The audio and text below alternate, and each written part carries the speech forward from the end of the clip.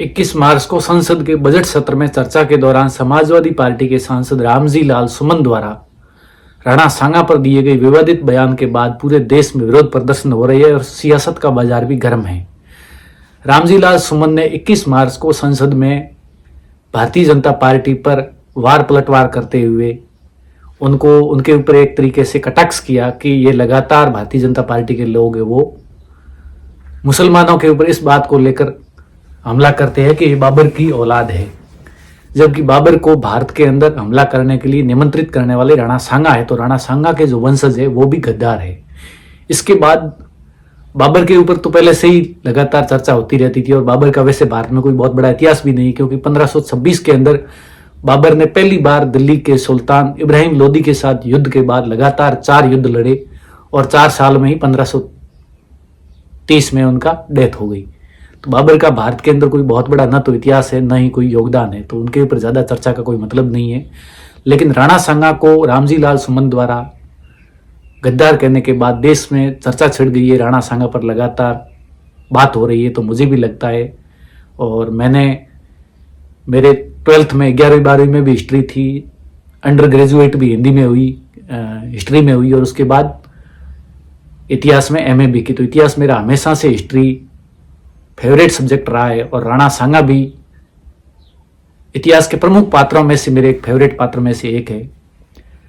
तो मैं आज राणा सांगा पर थोड़े से कुछ पॉइंट्स में बात करूंगा। और इतिहास में कई तथ्य होते हैं, उसमें यदि वो सच पूरा सामने आए तो कहीं पर विवाद भी हो जाता है, चाहे वो सच हो या गलत हो, दोनों ही परिप्रेक्ष्य में। तो मैं आज राणा सांगा के ऊपर केवल उसी परिप्रेक्ष्य में बात करूंगा कि 12वीं क्लास के अंदर हमारे राजस्थान का इतिहास नाम से एक बुक थी, इतिहास की 2 बुक थी, एक मध्यकालीन भारत का इतिहास और एक राजस्थान का इतिहास। राजस्थान का इतिहास बुक के अंदर राजस्थान के वीरों के बारे में, यहाँ की संस्कृति के बारे में सब कुछ था। उसमें जो हमारा तीसरा पाठ और अध्याय था वो था मेवाड़ का उत्कर्ष। उसमें मेवाड़ के 3 महाराणाओं के जीवनी के बारे में, उनके व्यक्तित्व और कर्तृत्व के बारे में वर्णन था। उसमें 1 नंबर पे राणा कुंभा,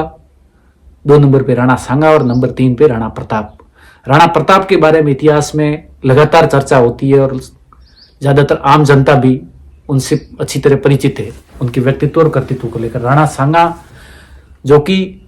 राणा प्रताप से किसी भी परिप्रेक्ष्य में उनके व्यक्तित्व और कर्तृत्व या योगदान को लेकर ज़्यादा नहीं तो कम भी नहीं है, या कई मायनों में उनका योगदान है और उनका व्यक्तित्व है वो राणा प्रताप के ऊपर भारी है, लेकिन उनके ऊपर ज़्यादा चर्चा नहीं हुई है इतिहास में भी और पाठ्यपुस्तकों या अन्य सांस्कृतिक जगहों पर भी। तो राणा सांगा के बारे में आज थोड़ी मैं बात करूंगा। राणा सांगा के पिता राणा रायमल थे। राणा सांगा के 2 बड़े भाई भी थे, पृथ्वीराज जिनको उड़ना राजकुमार कहा जाता था, और उनकी पत्नी ताराबाई के नाम पर जो अजमेर का तारागढ़ है। बहुत बहादुर थे, वीर थे, और उनसे छोटे जयमल और सबसे छोटे राणा सांगा। तो राणा सांगा के मन में भी मेवाड़ का राणा बनने की इच्छा थी, महत्वाकांक्षा थी, और उनके मन में भी था कि मैं बड़े होकर मेवाड़ का महाराणा बनूं और मेवाड़ का गौरव बढ़ाऊं। लेकिन जब 2 बड़े भाई उपलब्ध हो और वो बहुत बहादुर और सूरवीर भी हो तो नंबर लगना बहुत मुश्किल था। ऐसे में लगातार उनके आपस में राजगद्दी को लेकर कई बार संघर्ष भी होते रहते थे। तो एक बार ये तीनों पृथ्वीराज, जयमल और राणा सांगा किसी ज्योतिषी को पूछते हैं कि भाई राजगद्दी हमारे पिताजी के निधन के बाद किनको मिलेगी। तो ज्योतिषी है वो राणा सांगा के बारे में भविष्यवाणी करते हैं, जबकि राणा सांगा क्रम के हिसाब से 3रे नंबर पे थे और उस समय और पूरे ही राजवंश के परंपरा में हमेशा से ही जो राजा का बड़ा पुत्र होता था वो राजगद्दी का स्वाभाविक उत्तराधिकारी माना जाता था। तो जब वो ज्योतिषी राणा सांगा के बारे में भविष्यवाणी करता है तो जो दोनों बड़े होते हैं जयमल और पृथ्वीराज, उनको गुस्सा आता है और वो उस ज्योतिषी के बारे में उल्टा सीधा बोलते हैं कि इसको ज़्यादा जानकारी नहीं है। तभी कोई और होता है वो कहता है इनको ज़्यादा जानकारी नहीं है, कोई पुजारीन है जो कोई माता जी की भक्त है और वो बहुत अच्छी भविष्यवाणी करती है, उनसे पूछो, वो एकदम करेक्ट बता देंगे। जब तीनों उनके पास जाते हैं तो वो भी भविष्यवाणी देकर राणा सांगा की भविष्यवाणी करती है। तो जो बड़े भाई होते हैं पृथ्वीराज, जो तलवारबाजी में बहुत कुशल होते हैं और घोड़ा चलाने में भी बहुत महारत हासिल होती है, इसलिए उनको उड़ना राजकुमार कहा जाता है। वे तलवार से राणा सांगा पर प्रहार करते हैं और इस वार के अंदर उनकी एक आंख चली जाती है। लेकिन उसके बाद अलग अलग घटनाक्रमों में, अलग अलग युद्धों में पृथ्वीराज और जयमल संयोग से ही युद्धों में मारे जाते हैं। उसके बाद उनके पिताजी के सामने, सांगा के पिताजी के सामने कोई विकल्प नहीं होता है और महाराणा संग्राम सिंह, जो राणा सांगा के नाम से इतिहास में प्रसिद्ध है, वो मेवाड़ की राजगद्दी पर बैठते हैं। राणा सांगा का व्यक्तित्व और कर्तृत्व थोड़ा अन्य महाराजाओं से या राणाओं से थोड़ा अलग था। वे जो राजपूत रियासतें या छोटी छोटी रियासतें आपस में छोटी छोटी महत्वाकांक्षाओं के कारण या अपनी सीमाओं का विस्तार करने के आपस में लड़ती रहती थी, उनको वो एकजुट करके राजस्थान में और देश में राजपूतों का या हिंदुओं का एक एकीकरण करना चाहते थे या मिलकर रहना चाहते थे। इसलिए उनके राज्य के बारे में कहा जाता है, उनके कई राजा, राव और छोटे मोटे सामंत थे, वो उनके अधीन या उनके दरबार में उन्होंने अधीनता स्वीकार कर ली थी और राणा सांगा ने हमेशा उन सबका सम्मान रखा। तो इस तरह से उनका एक सैनिक और सेनापति के रूप में वो बहुत, उनको हमेशा याद किया जाता है और मजबूत राजा के रूप में उन्होंने अपनी प्रतिष्ठा हासिल करनी शुरू की और सभी राजाओं का दिल जीतना शुरू किया। तो धीरे धीरे मेवाड़ की शक्ति बढ़ती देखकर जो आसपास के बड़े राज्य होते हैं उनसे उनकी दुश्मनी शुरू होती है, जैसे मालवा है, गुजरात है। इनके जो सुल्तान होते हैं वो मुस्लिम शासक होते हैं, तो उनकी सीमाएं टच होती है और उनके राजनीतिक महत्वाकांक्षा के कारण और सीमा विस्तार के कारण आपस में छोटी मोटी झड़प होती रहती है और युद्ध चलते रहते हैं। तो मालवा और गुजरात जो बड़े राज्य, मुस्लिम राज्य होते हैं, उनके शासकों के साथ अलग अलग बड़े युद्धों के अंदर राणा सांगा उनको बुरी तरह से पराजित करते हैं। इसके बाद उनकी सीमा, जो मेवाड़ की सीमा है, वो दिल्ली के साम्राज्य की सीमा से टच करती है और दिल्ली का सुल्तान उस समय होता है इब्राहिम लोदी। लेकिन मेवाड़ महाराणा सांगा के गद्दी पर बैठते समय वो सिकंदर लोदी होता है, लेकिन उसके कुछ समय डेथ के बाद में इब्राहिम लोदी दिल्ली की गद्दी पर बैठता है। इब्राहिम लोदी के साथ भी राणा सांगा के दो युद्ध होते हैं, बड़े युद्ध होते हैं, एक खातोली का और एक बाड़ी का 1517 और 18 में। उन दोनों युद्धों के अंदर राणा सांगा मेवाड़ जैसे छोटे से राज्य, जो दिल्ली की साम्राज्य या सल्तनत के सामने एक छोटा सा ही राज्य माना जाता है, तो उनका युद्ध होता है और दोनों युद्धों के अंदर राणा सांगा विजय हासिल करते हैं। और इससे दिल्ली की जो प्रतिष्ठा होती है, क्योंकि दिल्ली पूरे भारत के अंदर राजधानी थी और सबसे बड़ा साम्राज्य था, ज़्यादातर भारत की जो बड़े बड़े साम्राज्य है वो उनके अधीन होते थे, लेकिन राणा सांगा या मेवाड़ की छोटी सी रियासत है, वो दिल्ली जैसी बड़ी सल्तनत को जब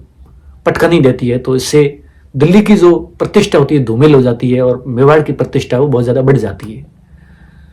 तो ये बात बाबर की है, तब तक बाबर का कोई सीन था ही नहीं था। और इब्राहिम लोदी है वो बहुत कमज़ोर शासक माना जाता है, तो इस वजह से जो बड़े बड़े साम्राज्य होते हैं, जैसे गुजरात हो गया, मालवा हो गया, पंजाब है, बंगाल है, इन राज्यों के जो शासक होते हैं वो कहीं न कहीं दिल्ली की अनदेखी करने लगते हैं और दिल्ली पर कब्जा करने का भी मंसूबे पाल लेते हैं। तो ऐसा कहा जाता है पंजाब का उस समय जो शासक था दौलत खान लोधी, वो बाबर को भारत आमंत्रित करता है ताकि उसकी मदद से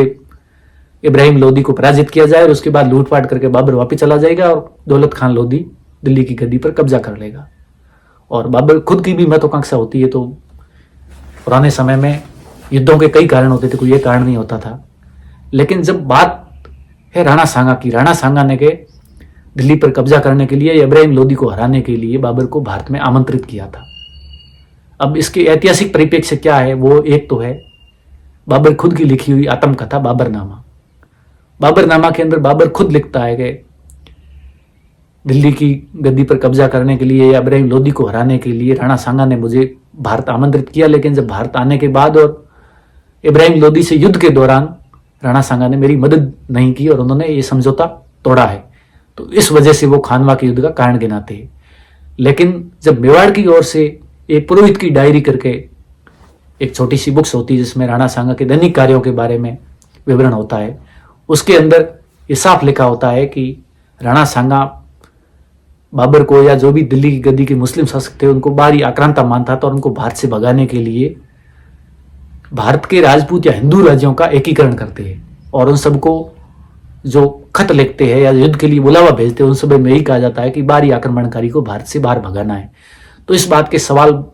या इस बात की उम्मीद बहुत कम होती है कि राणा सांगा बाबर को भारत आमंत्रित करता है, वो भी इब्राहिम लोदी को हराने के लिए, जिसको बाबर के आगमन से पहले ही राणा सांगा अपने दम पर 2 बार खातौली और बाड़ी के युद्ध में हरा चुके थे। तो ये बात कहीं न कहीं बेमानी है कि राणा सांगा ने बाबर को भारत में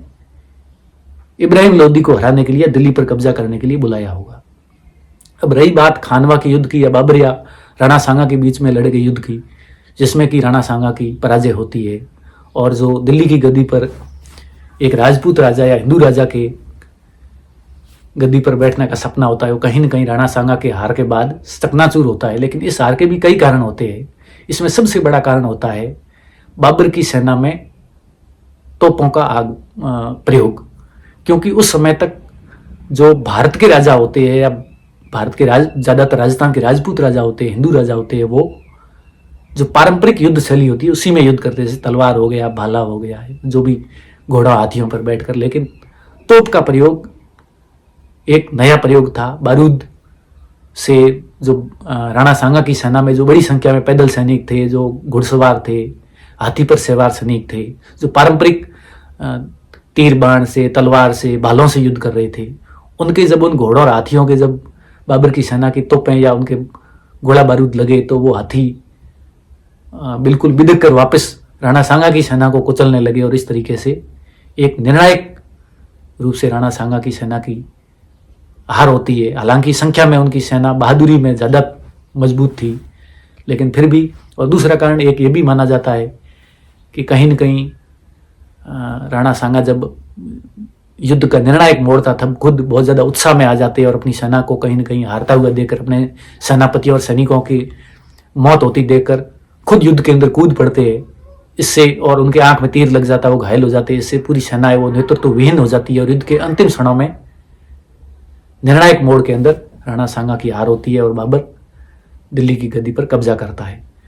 तो इस तरीके से राणा सांगा ने दिल्ली जैसी, बाबर के आगमन से पहले जितने भी युद्ध हुए उनमें राणा सांगा ने बहुत अच्छी तरीके से विजय प्राप्त की है।